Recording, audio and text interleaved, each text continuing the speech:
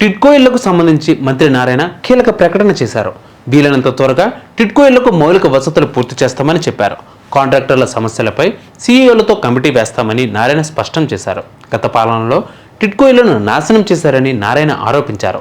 అసెంబ్లీలో టిడ్కో ఇళ్లపై స్వల్పకాలిక చర్చ జరిగింది. ఈ సందర్భంగా మంత్రి పొంగూరు నారాయణ కీలక ప్రకటన చేశారు. అదేవిధంగా కాంట్రాక్టర్ సమస్య, నిజంగా కాంట్రాక్టర్ సమస్య మేజర్ సమస్య నుండి రోజు ఆఫీస్ చుట్టూ జరుగుతున్నారు వాళ్ళందరూ.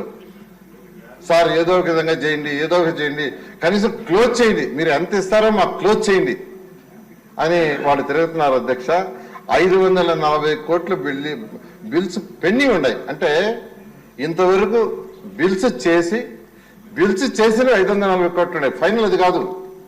గత ప్రభుత్వంలో టిడ్కో ఇళ్ల లబ్ధిదారుల ఎంపిక నగదు లావాదేవీలలో అక్రమాలపై దర్యాప్తునకు ఆదేశించారు. దేశంలోనే అత్యధికంగా ఏపీకి కేంద్రం నుంచి 7,14,80 ఇళ్లను తీసుకొచ్చామని మంత్రి వివరించారు. 2014-2019 మధ్య రాష్ట్ర ప్రభుత్వం 5 లక్షల ఇళ్లకు పాలనాపరమైన అనుమతులు ఇచ్చింది. ఇళ్ల నిర్మాణం గట్టిగా ఉండాలనే ఉద్దేశంతో షీర్వాల్ టెక్నాలజీతో నిర్మించాం. గత ముఖ్యమంత్రి జగన్మోహన్ రెడ్డి మొత్తం నాశనం చేశారు. జగన్ చేసిన పనులన్నీ తుగ్లక్ పనులు.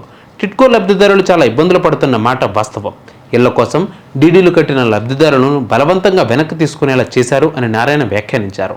తమకు అనుకూలంగా ఉన్నవారికే గత ప్రభుత్వంలో ఇళ్లను కేటాయించారని, లబ్ధిదారుల ఎంపికలో తప్పు చేసిన అధికారులపైన చర్యలు తీసుకుంటామన్నారు. సీఎలతో కమిటీ చేస్తాం అని మంత్రి నారాయణ ప్రకటించారు.